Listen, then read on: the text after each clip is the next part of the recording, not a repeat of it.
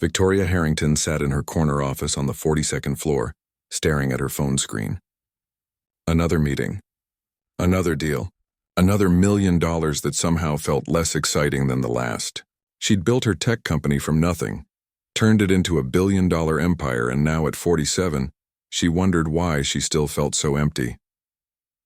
Her assistant knocked twice before entering. "Mrs. Harrington, your 3 o'clock is here." Victoria nodded without looking up. This was her life now. A carefully scheduled series of appointments, each one bleeding into the next until she fell asleep at midnight only to wake up at 5 and do it all over again. At 6:30 that evening, she finally left the office. Her driver pulled up to her Manhattan penthouse building. The doorman greeted her with the same polite smile he'd given her for the past decade, and she rode the elevator to the top floor in silence. The doors opened directly into her home. 15,000 square feet of marble floors, floor-to-ceiling windows, and furniture that cost more than most people's houses. And there, in the corner of her living room, sat the piano. It was a Steinway grand piano, black and glossy, worth $200,000. She'd bought it 3 years ago after attending a charity gala where a famous pianist had performed. She'd been moved to tears that night, convinced that she needed to bring that beauty into her home. The piano arrived 2 weeks later. A team of specialists spent 6 hours positioning it perfectly, tuning it, making sure every detail was flawless. Victoria had played it exactly twice. Both times she'd stumbled through the only song she remembered from childhood piano lessons, gave up after 5 minutes, and walked away frustrated. Now it just sat there, collecting dust, looking expensive and untouched. She kicked off her heels and poured herself a glass of wine. Through the window, the city lights sparkled below her. All those people living their lives, and here she was, alone in her perfect apartment with her perfect things that brought her no joy whatsoever. The next morning, she left for work before sunrise. She wouldn't be back until late again. But someone else had a key to her penthouse. Someone who knew every corner of this place better than Victoria herself. Rosa Martinez had been Victoria's housekeeper for 8 years. Every Tuesday and Thursday she arrived at 9 in the morning and worked until 4 in the afternoon. She cleaned, she organized, she made sure Victoria's perfect life looked perfect even when Victoria was too busy to notice. Rosa was 42, originally from the Philippines, with tired eyes and hands that were always moving. She'd come to America 15 years ago with dreams of becoming a music teacher. But her credentials didn't transfer. The licensing process was too expensive, too complicated, too impossible for a single mother working 2 jobs just to pay rent. So she cleaned houses instead, and she raised her son alone. Daniel was 12 years old, small for his age, with his mother's dark eyes and quiet nature. Most Tuesdays and Thursdays he had half-days at school, which meant Rosa had to bring him to work with her. She didn't have anyone to watch him, couldn't afford after-school programs, and Daniel was responsible enough to sit quietly while she worked. He'd been coming to Mrs. Harrington's penthouse since he was 7. He always sat at the kitchen counter doing his homework, never making a sound, never touching anything. Rosa had taught him that rich people's homes were like museums. You could look, but you couldn't touch. But Daniel had noticed the piano from the very first day. It called to him in a way he couldn't explain. Even from the kitchen, he could see it through the open doorway, sitting in that massive living room like a sleeping giant. Sometimes, when his mother was vacuuming in the bedroom or cleaning the bathroom, Daniel would walk quietly to the living room entrance and just stare at it. He'd never touched a real piano before. At school, there was an old keyboard in the music room, but it had half the keys broken and the rest were out of tune. Still, Daniel would sneak in during lunch period sometimes and press the working keys, teaching himself songs he'd heard on YouTube videos. Music made sense to Daniel in a way nothing else did. Math was confusing. Reading was okay but slow. But music? When he heard a song, he could understand it completely. He could hear all the different parts, all the layers, how they fit together like puzzle pieces, and he could remember them. Every note, every pause, every feeling. His mother hummed while she cleaned. She didn't know that Daniel was memorizing every song she hummed. Classical pieces she'd learned back in the Philippines when she was studying to be a teacher. Chopin, Beethoven, Mozart. She'd hum them quietly, probably not even aware she was doing it, and Daniel would store them in his mind like precious treasures. One Thursday afternoon in late September, something changed. Victoria had a meeting cancel at the last minute. Irritated by the wasted space in her schedule, she decided to go home early. It was 2:30 in the afternoon when she walked through her door, and she was startled to hear someone in her apartment. Then she remembered. Thursday. Rosa would be here. And probably her son. Victoria walked quietly through her entryway, heading toward her bedroom to change out of her suit. But then she heard something that made her stop. Humming. Someone was humming in her living room, but it wasn't Rosa's voice. It was higher, younger, and the melody was complex. Beautiful. She recognized it vaguely as something classical, though she couldn't name it. Victoria turned and walked toward the living room. And there, standing by her piano, was a small boy with his eyes closed and his fingers hovering just above the keys, not touching them. Just floating there, millimeters above the white and black surface. His whole body swayed slightly as he hummed, his fingers moving in the air like he was playing an invisible piano. His face was peaceful, completely lost in whatever music was playing in his head. For a moment, Victoria just watched. There was something strange and compelling about this scene. This small, quiet child conducting an invisible orchestra in her living room. Then she spoke. "Go ahead." The boy jumped, his eyes flying open, his hands jerking away from the piano like he'd been burned. He turned to look at her, fear written all over his face. "Touch the keys if you want," Victoria said, waving her hand dismissively. "It's just collecting dust anyway. Might as well get some use." The boy stared at her like she'd just offered him the moon. "Really?" His voice was barely a whisper. Victoria shrugged. "Sure, whatever, I don't play it." She was already pulling out her phone, checking her emails. "Just don't break anything." She walked away toward her bedroom, already forgetting about the interaction. Just a small kindness to her housekeeper's kid. No big deal. Behind her, Daniel stood frozen for a full minute, unable to believe what had just happened. Permission. She'd given him permission. His hands were shaking as he finally, carefully pressed down on middle C. The sound rang out through the penthouse. Pure and clear and perfect, Daniel gasped. It was the most beautiful thing he'd ever heard. He pressed another key, then another, and then, because he couldn't help himself, he started to play. His fingers moved clumsily at first. He didn't know the proper hand positions or techniques, but he knew the music. He played the song his mother had been humming that morning, a Chopin nocturne, and the notes poured out of him like water from a tap. In her bedroom, Victoria heard the music and paused for just a second. Nice, she thought. The kid knows how to play a little. Then she went back to her emails, the sound becoming nothing more than pleasant background noise. She had no idea that in her living room, something extraordinary was happening.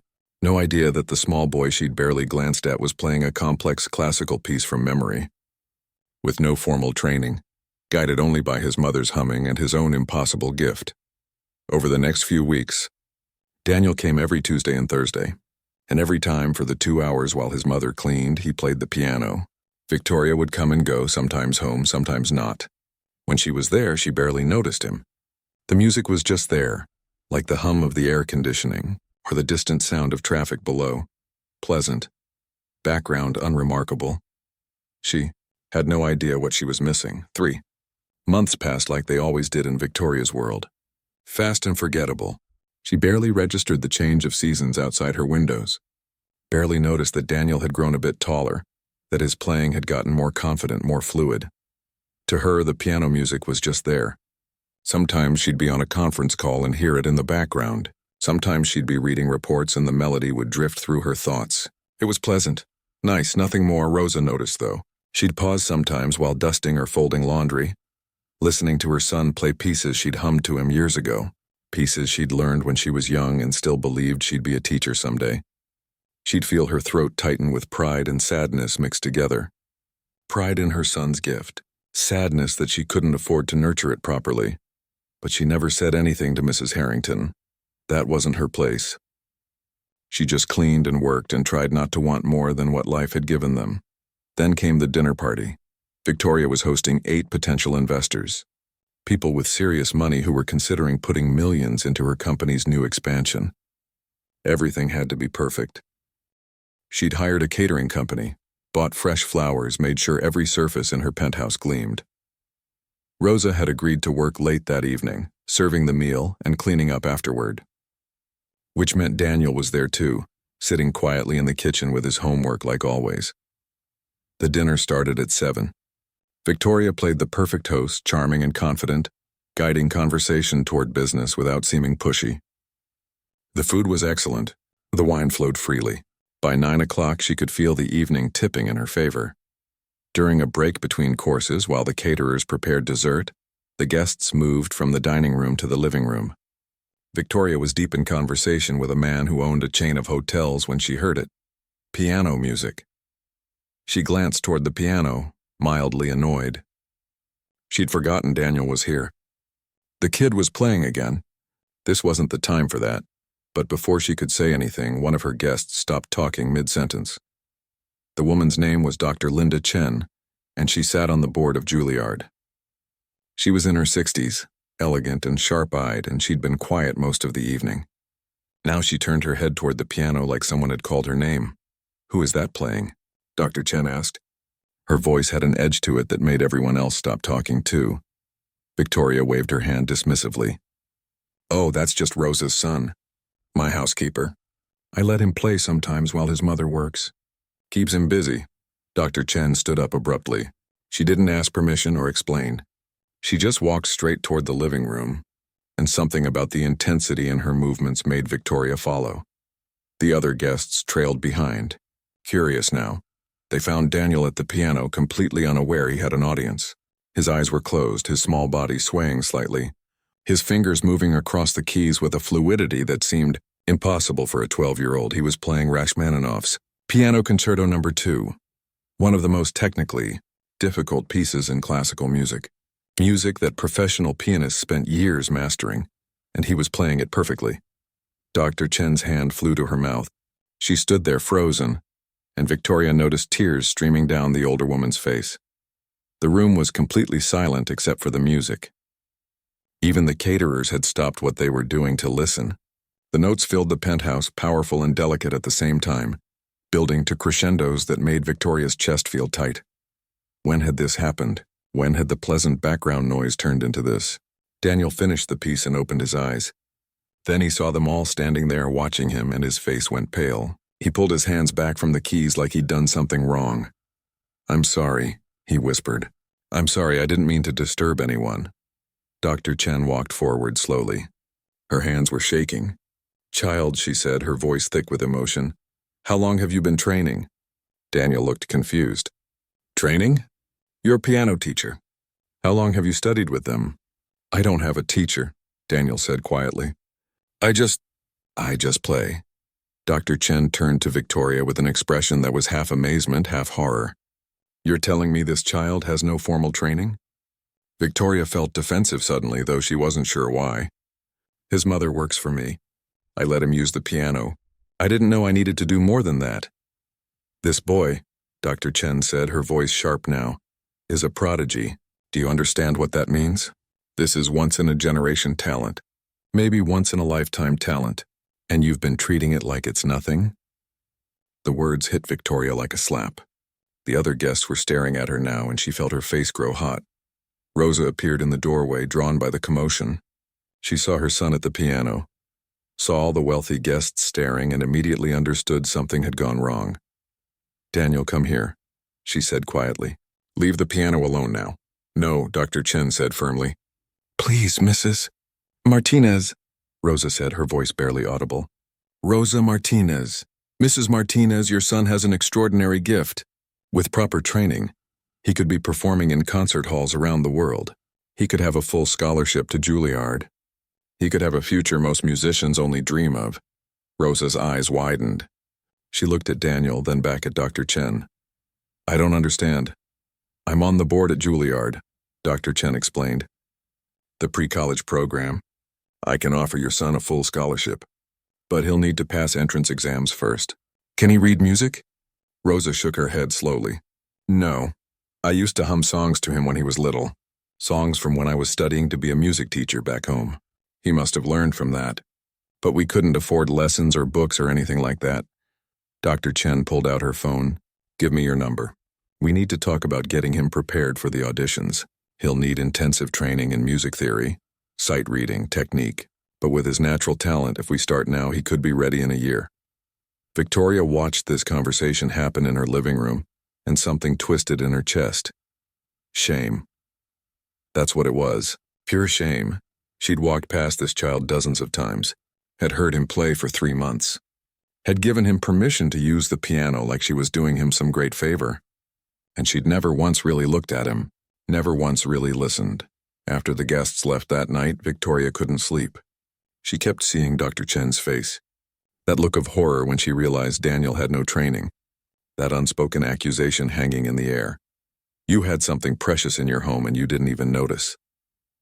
The next morning, Victoria called Rosa before she came to work. I want to help with Daniel's training, Victoria said. I'll pay for whatever he needs.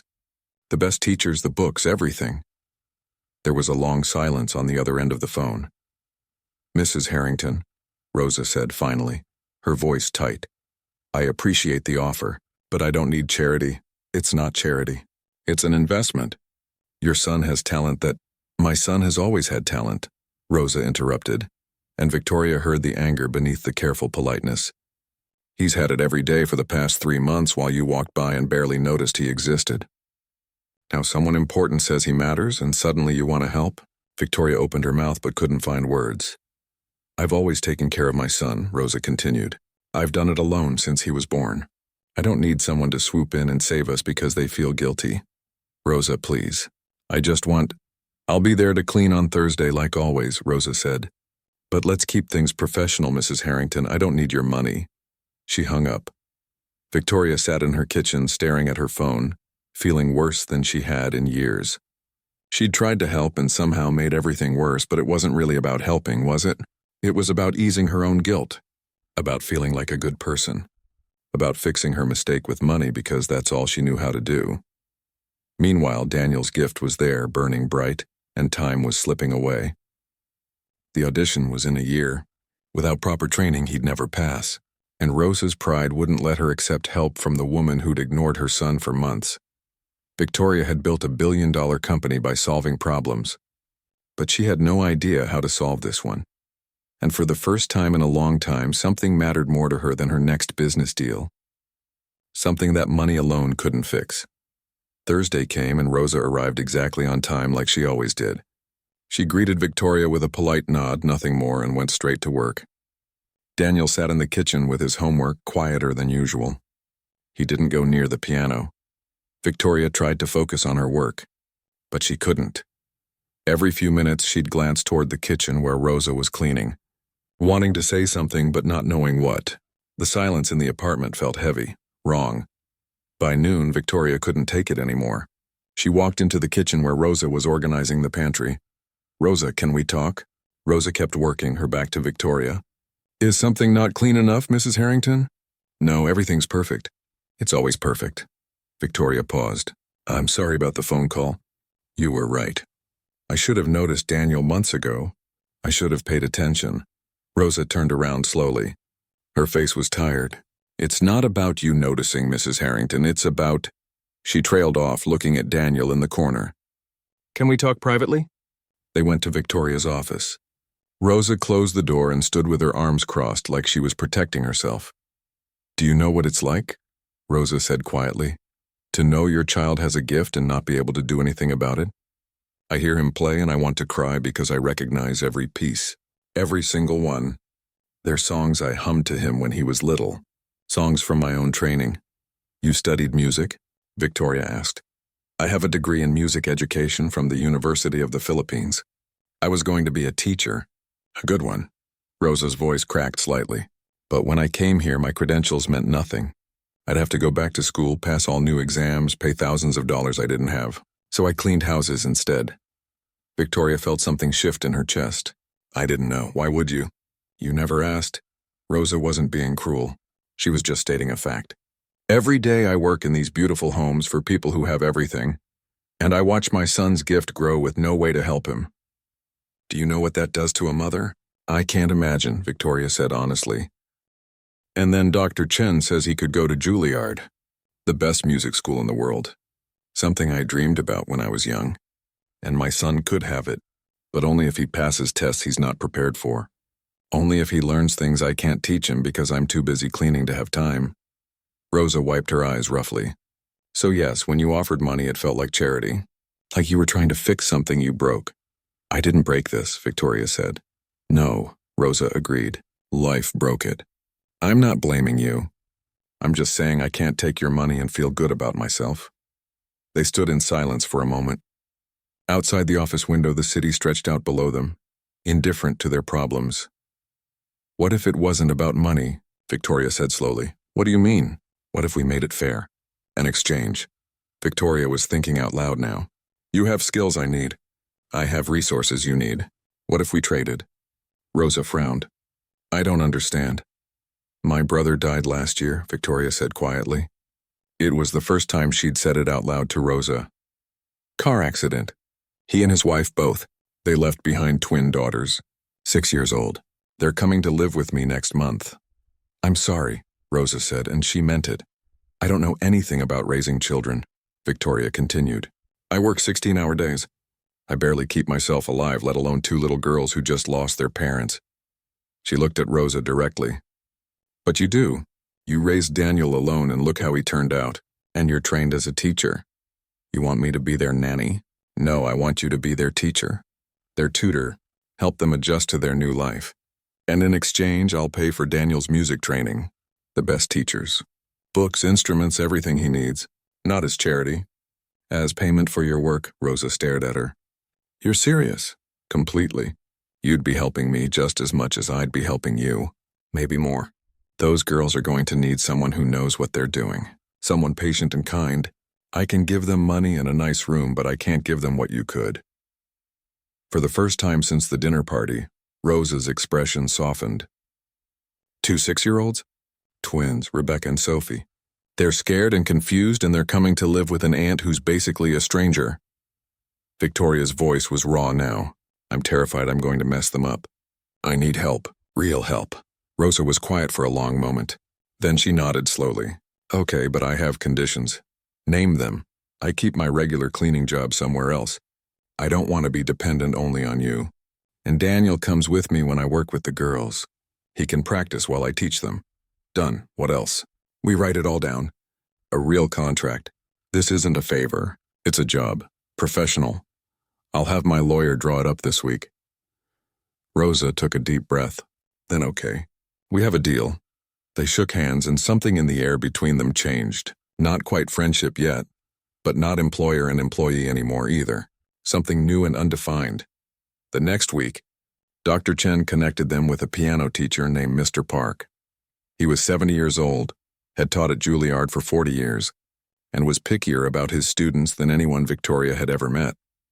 He came to the penthouse on a Saturday to evaluate Daniel.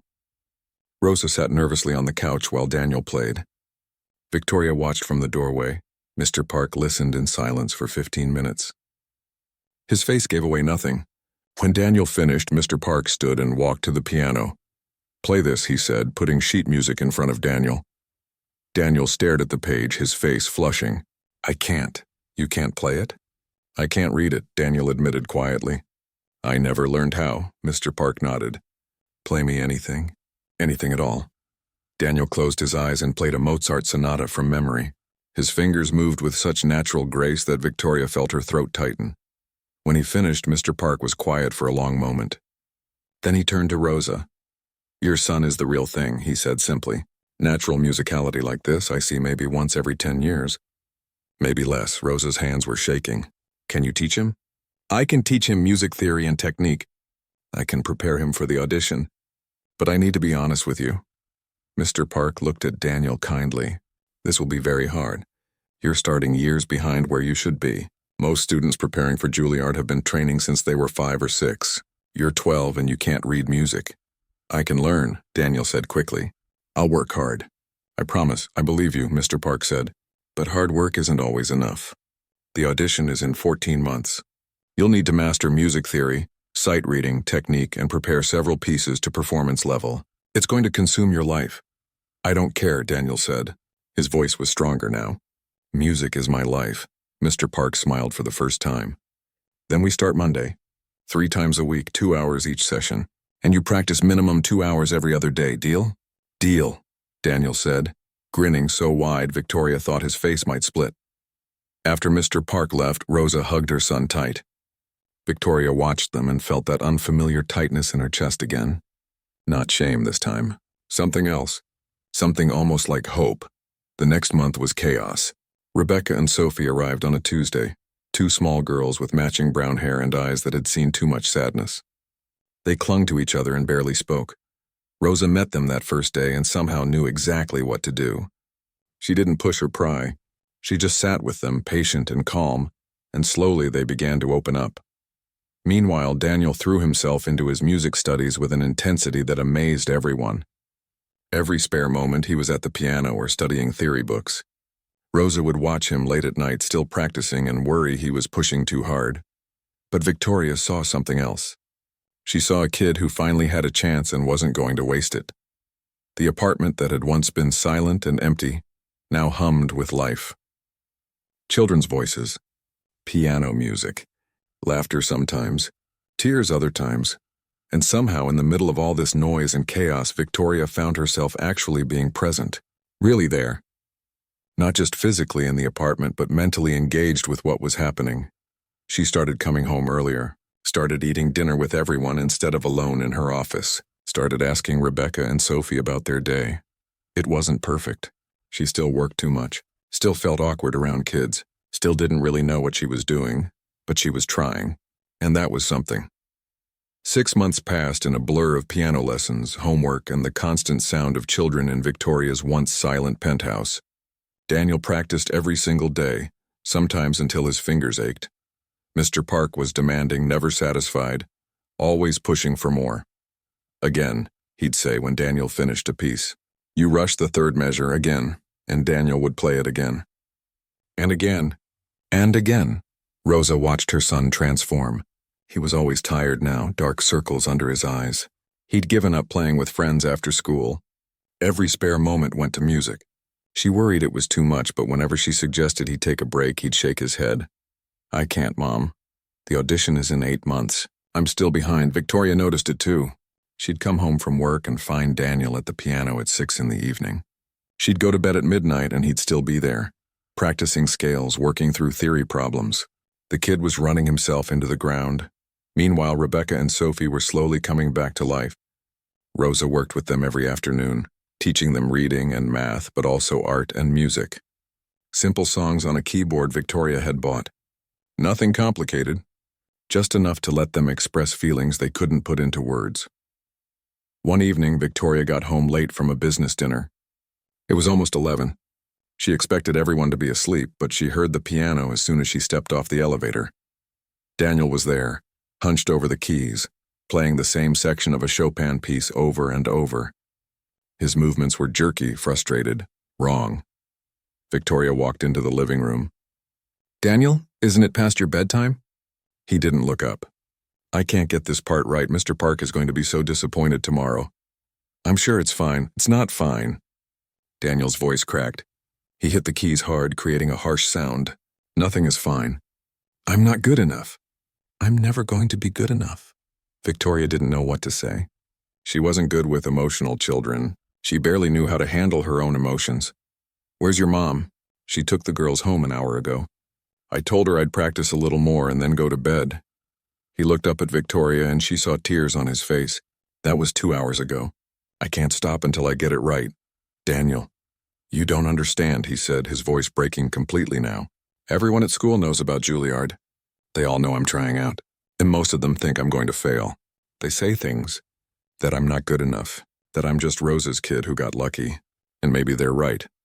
Victoria sat down on the piano bench next to him. She remembered being young once, feeling like the whole world was watching her, waiting for her to fail. When I started my company, she said slowly, everyone said I'd be bankrupt in a year. They said a woman couldn't build a tech company, that I didn't have the right degree, the right connections, the right anything. Daniel wiped his eyes. What did you do? I worked 16-hour days for 3 years straight. I barely slept, barely ate. I pushed myself so hard I ended up in the hospital twice. Victoria paused. And you know what? It almost killed me, not just physically. But inside, I lost touch with everything that mattered. Lost friends. Lost myself. And yeah, I built a successful company. But I was miserable. So you're saying I should quit? No, I'm saying success doesn't mean anything if you destroy yourself getting there. Victoria looked at the piano. You've been given an incredible gift, Daniel. But it's not worth sacrificing everything else. Not worth your health or your happiness or your childhood. But the audition will happen whether you practice 2 hours today or 4. Whether you sleep or don't sleep. Whether you enjoy music or start to hate it. Victoria stood up. Come on. I'm making you hot chocolate and then you're going to bed. I don't need... I wasn't asking, Victoria said, but her voice was gentle. Mr. Park will understand tomorrow. And if he doesn't, then he's pushing you too hard. They went to the kitchen. Victoria hadn't made hot chocolate in years, not since she was a kid herself. She fumbled with the milk and chocolate powder while Daniel watched. Why are you being so nice to me? Daniel asked quietly. Victoria thought about it. Honestly, I think I see myself in you. That drive to be perfect, to prove everyone wrong, and I wish someone had told me it was okay to just be good enough sometimes. But you're a billionaire. You did prove everyone wrong. Yeah, Victoria said, handing him a mug. And I'm 47 years old, divorced twice with no kids of my own and barely any friends. I spent so many years chasing success that I forgot to build a life. She smiled sadly. Don't be like me, Daniel. They sat in silence for a while, drinking their hot chocolate. Then Daniel spoke. Do you think I can actually do this? Get into Juilliard? Honestly, I have no idea. Mr. Park says you're talented but behind in training. Dr. Chen says you're special, but auditions are unpredictable. You might have a bad day. Someone else might be better. 100 things could go wrong. That's not very encouraging, Daniel said, but he smiled a little. But here's what I do know, Victoria continued. Whatever happens at that audition, you've already achieved something incredible. 6 months ago, you were teaching yourself songs by ear. Now you're reading music, understanding theory, playing pieces that most kids your age couldn't dream of. That's real. That matters. Even if Juilliard doesn't work out. Daniel looked down at his mug. It has to work out. My mom gave up so much. You're paying for everything. I can't let everyone down. You're not responsible for your mother's dreams or my money, Victoria said firmly. You're 12 years old. You're responsible for trying your best and staying healthy. That's it. Everything else is on us adults. The next morning, Victoria did something she'd never done before. She called in sick to work. Not because she was actually sick, but because she needed to be present. Really present. She was there when Mr. Park arrived for Daniel's lesson. She sat in the living room pretending to read emails but actually listening. After Daniel played, Mr. Park was quiet for a moment. Then he spoke. You're tense today, stiff. What's wrong? Daniel hesitated. I practiced until midnight, but I still can't get the third movement right. Until midnight? Mr. Park's voice was sharp. And when did you start practicing yesterday? After school. Around 4. 8 hours of practice? For a 12-year-old? Mr. Park shook his head. No wonder you're playing poorly. Your fingers are exhausted. Your mind is exhausted. You can't learn anything in this state. But the audition is still months away, and you'll never make it if you burn out before then. Mr. Park closed the music book. New rule. Maximum 3 hours of practice per day, and you must take 1 full day off per week. No exceptions. But, Daniel, Mr. Park said, his voice softer now, I've been teaching for 40 years. I've seen dozens of talented students destroy themselves with overwork. Some made it to Juilliard, some didn't. But the ones who pushed too hard, they all ended up hating music eventually. Is that what you want? No, Daniel whispered. Then trust me. Rest is part of training. Your brain needs time to process what you've learned. Your body needs time to recover. Pushing harder doesn't always mean getting better. After Mr. Park left, Victoria found Daniel sitting at the kitchen counter, looking lost. Turns out everyone's telling me to slow down, he said. Maybe everyone's right. Victoria replied. That evening, Rosa came by with the twins. She looked worried when she saw Victoria was home. Is everything okay? You're never here on a Wednesday. Everything's fine, Victoria said. I just needed a day to think, she paused. Can we talk? They sat in Victoria's office while the kids did homework in the living room. I'm worried about Daniel, Victoria said. He's pushing himself too hard. I know, Rosa said quietly. He barely eats. He's irritable all the time. Last night he snapped at Sophie for asking him to play a game. He never does that. Mr. Park made him cut back on practice time. Good. Rosa looked relieved. I've been afraid to say anything. Afraid if I tell him to slow down, it means I don't believe in him. He thinks he has to be perfect for you. For me. For everyone. Rosa closed her eyes. This is my fault. I put too much pressure on him. We both did, Victoria said. We got so focused on the goal that we forgot he's still just a kid. They sat in silence. Two women who 6 months ago barely knew each other, now united in worry over a child they both cared about. What do we do? Rosa asked. Victoria thought about it. We remind him that we love him whether he gets into Juilliard or not. We make sure he knows that his worth isn't tied to that audition, and we force him to have fun sometimes even if he protests. How do we do that? Victoria smiled. I have no idea. I'm making this up as I go, but we'll figure it out together. And somehow that felt right. The months that followed were different. Better. Daniel still practiced hard, but he also started being a kid again.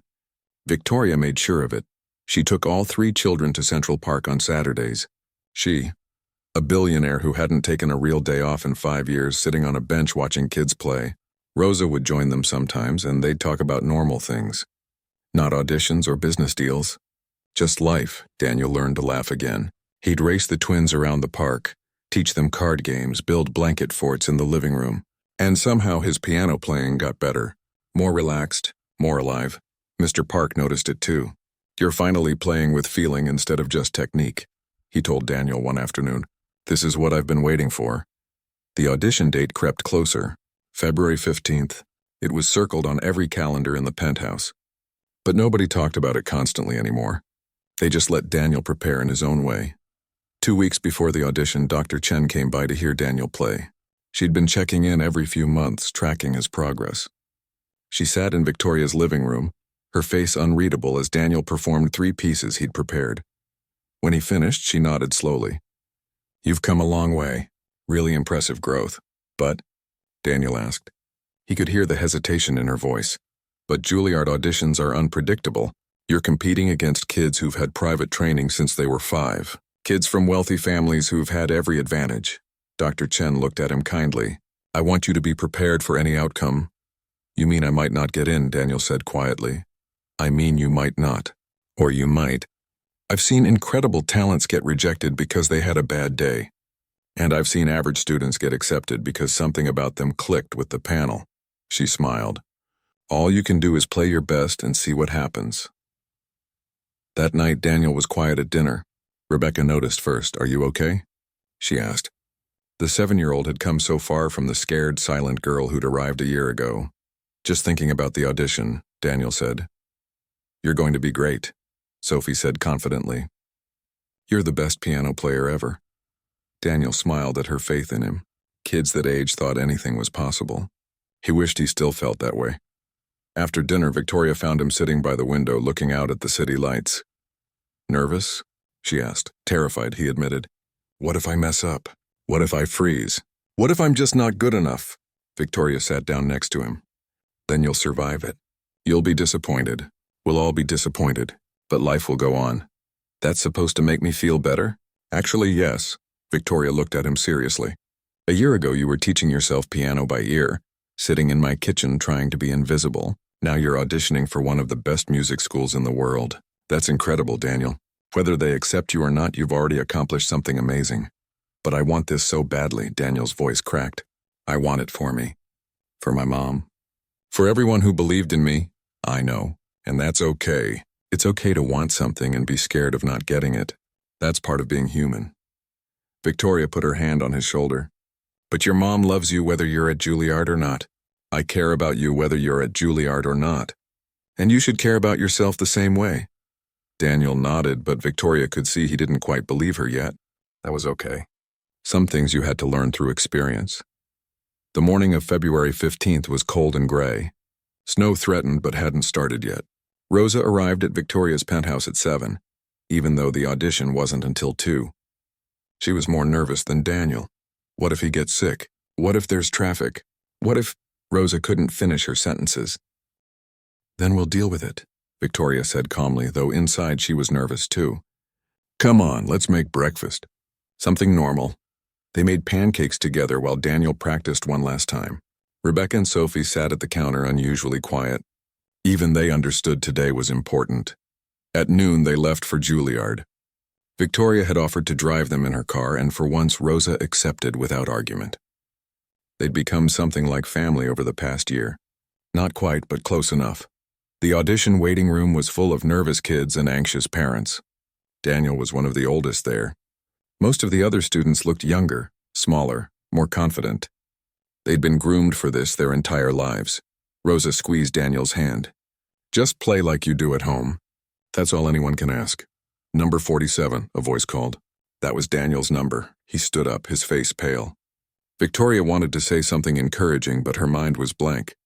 So she just gave him a thumbs up, which felt ridiculous but made Daniel smile a little. Then he walked through the door and they couldn't follow. The waiting was torture. Victoria checked her phone every 30 seconds, even though only minutes had passed. Rosa stared at the door like she could see through it. Neither of them spoke. 25 minutes later, Daniel emerged. His face was impossible to read. They didn't ask questions. Not there. Not with all those other families around. They just gathered their things and left. In the car, Rosa finally broke. How did it go? Daniel was quiet for a moment. I don't know. I played everything I'd prepared. I didn't mess up any notes. But there was this one boy who went before me and he was incredible. Like professional concert level incredible. And he's only 11. But how did you feel when you played? Victoria asked. Daniel thought about it. Good, I felt good.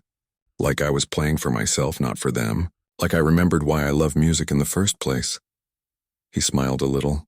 Mr. Park would be proud. I didn't rush the third movement. Rosa laughed through her tears. Then that's enough. That's more than enough. They wouldn't hear back for 3 weeks. 3 weeks of waiting and trying not to think about it constantly and failing completely. Life continued, though. Daniel went back to school. Victoria went back to work. Rosa kept teaching the twins, who were thriving now, learning to play piano themselves. Simple songs, nothing like Daniel's level, but they loved it. On March 8th, a thick envelope arrived in the mail. Daniel's hands shook so badly he couldn't open it. Rosa had to do it for him.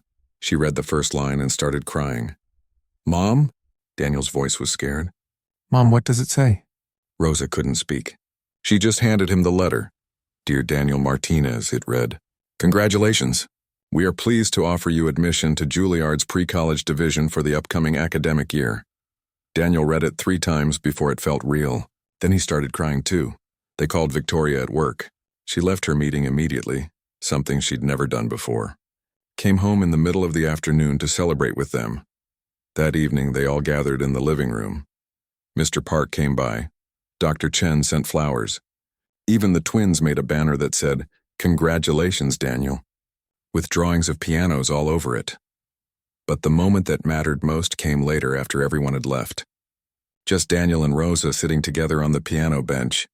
I'm so proud of you, Rosa said softly, not because you got into Juilliard, but because of who you are, kind and hardworking and passionate about what you love. I couldn't have done this without you, Mom. All those songs you hummed to me, all those times you worked extra shifts so I could stay after school, everything. Rosa hugged him tight. We did it together. That's how families work. Victoria watched them from the doorway, and for the first time in her life, she understood what she'd been missing. Not success or money or achievement. Connection, love, being part of something bigger than herself. 3 months later, Victoria stood in Carnegie Hall watching Daniel perform as part of Juilliard's end-of-year showcase. He was the youngest performer that night. He played beautifully, every note perfect, every emotion clear. In the front row sat Rosa, tears streaming down her face. Next to her were Rebecca and Sophie, dressed up and sitting still for once, absolutely mesmerized by their big brother figure. And next to them sat Victoria. She'd cleared her entire schedule for this night. Turned off her phone. Put away her laptop. Just sat and listened and felt. When Daniel finished, the audience exploded into applause. He bowed, searching the crowd until he found them. And when he did, his face lit up with pure joy. After the performance, people swarmed Daniel. Music critics, other parents, students. Everyone wanted to congratulate him, to talk to him, to tell him how talented he was, but Daniel made his way through the crowd to Rosa and Victoria and the girls. "You came," he said, even though of course they came. They'd never miss it. "We'll always come," Victoria said simply. That's what family does, and she meant it. Somewhere over the past year and a half, these people had become her family, not because of blood or obligation, but because they'd chosen each other, because they'd learned to see each other, really see each other, and decided they wanted to stay. The dusty piano that had once sat unused in her empty penthouse had brought them all together, had taught Victoria that the most valuable things in life couldn't be bought. They had to be noticed, nurtured, and cherished. She'd spent years climbing to the top of the business world, thinking success was measured in dollars and deals. But standing in Carnegie Hall, watching a 13-year-old boy who used to sit invisible in her kitchen, now playing for hundreds of people, she finally understood what success really meant. It meant being present, being connected, being human. It meant hearing the music that was always there, waiting for someone to finally listen.